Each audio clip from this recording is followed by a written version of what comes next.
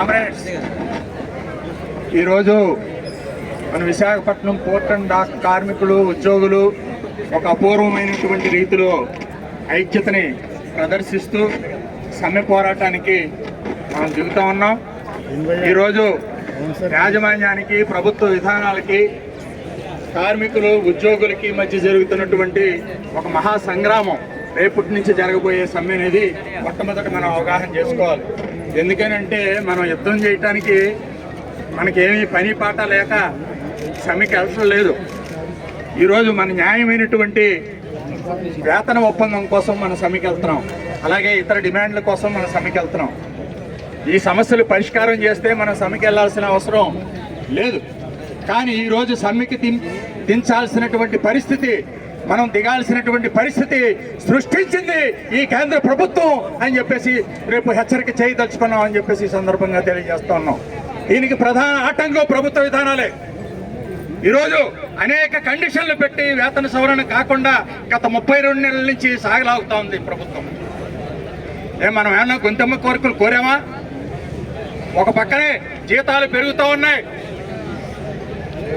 ధరలు పెరుగుతూ ఉన్నాయి.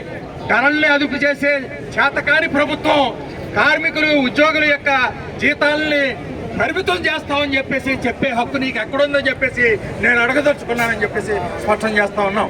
నువ్వేమో ధరలు కంట్రోల్ చేయలేవు, జీతాల మట్టుకి నువ్వు అదుపు చేస్తానంటే అది ఎట్లా సాధ్యం? మా జీవితాలు ఎలాగా, మా సంసారాలు ఎలా గడుపుతాయని చెప్పేసి మనం అడుగుతూ ఉన్నాం.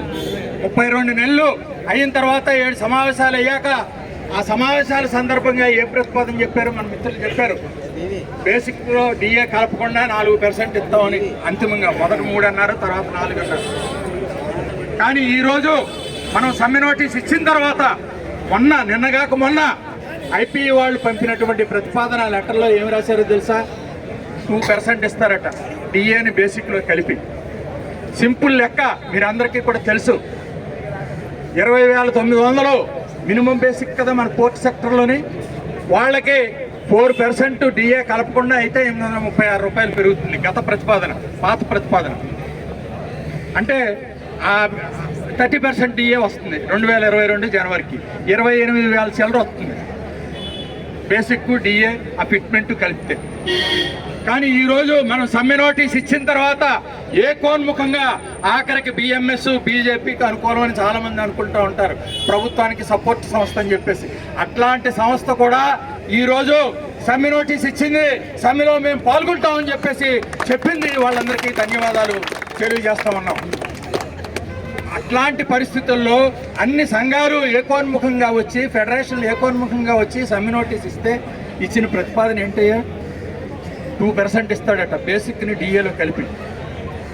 బేసిక్లో 30% డిఏ కలిపితే 27,000 చిల్లర అవుతుంది. 20,900 వాడిది class 4 lowest entry level scale. దాని మీద 2% అంటే 536 రూపాయలు ఎంత అవుతుంది? 540 రూపాయలు ఎంత అవుతుంది? అంటే 27,000 చిల్లర వస్తుంది. పాత ప్రతిపాదన ఎంతండి? 28,000 చిల్లర. 544 రూపాయలు పాత ప్రతిపాదన కంటే కొత్త ప్రతిపాదన అని చెప్పి చెవుల్లో పువ్వు పెడతావా? కార్మికులకి ఇది ద్రోహం చేయటం కాదా అని చెప్పేసి ప్రభుత్వానికి చెప్తా ఉన్నాం. ఇది ఏ రకంగా న్యాయమైంది? అంత ముందు ఇచ్చిన ప్రతిపాదన కట్టి నువ్వు తగ్గించేసి 546 రూపాయలు తగ్గించేసి నువ్వు ప్రతిపాదన ఇస్తావా? ఇది కార్మికుల్ని హేళన చేయటం కాదా, అవమానపరచడం కాదా అని చెప్పేసి మనం అడుగుతూ ఉన్నాం. అందుకే మనం స్పష్టంగా దీన్ని మేము ఎట్టి పరిస్థితుల్లో అంగీకరించే సమస్య లేదు. సమంజసమైనటువంటి న్యాయమైనటువంటి ఒప్పందం వచ్చే వరకు మేము సమ్మెలోకి పోతాం అని చెప్పేసి ఏకోన్ముఖంగా 5 ఫెడరేషన్లు 6 ఫెడరేషన్లు కూడా చెప్పాయి. ఈరోజు చర్చలు జరుగుతాయి. చర్చల్లో కూడా ఏం జరగబోతుందో ఇదే. అందులోనే ఆఫర్లో ఇంకొక 2 కండిషన్లు పెట్టాడు. ఏంటంటే ఇప్పుడు 5 ఏళ్ళకి అగ్రిమెంట్ కదా, 2027కి అయిపోతుంది మళ్ళా జనవరికి. ఆఫీసర్లకి 2017లో అయింది, 2027లో మళ్ళా జూ వాళ్ళకి. అందుకంటే మనకి 2027 వరకు ఈ 2% తోటి సరిపెట్టుకోవాలట. 2027 నుంచి ఆఫీసర్లతోటి జరిగే వేతన ఒప్పందం అప్పట్లో, ఇప్పుడు 5 ఏళ్ళు కదా, భవిష్యత్తులో 10 ఏళ్ళకి చేస్తాం, ఆఫీసర్లతో సమానంగా మీకు 10 ఏళ్ళు మీకు గడువు అని చెప్పేసి కండిషన్ పెట్టాడు. దానికి మనం ఒప్పుకుంటేనే ఈ 2% ఇస్తాడట. అలాగే మూడోది 32 నెలల తాలూకు ఇప్పుడు రేపు జరగబోయే అగ్రిమెంటే జరిగింది అనుకుందాం, మనకి న్యాయసమ్మతమైన 32 నెలలు బకాయిలు మట్టుకి వాడు ఏం చెప్తున్నాడు, బకాయిలు పోర్టు వాళ్ళు చూసుకుంటారు, పోర్టు మేనేజ్మెంట్లు వాళ్ళు ఇవ్వగలిగితే ఇస్తారు, లేకపోతే లేదన్నారు.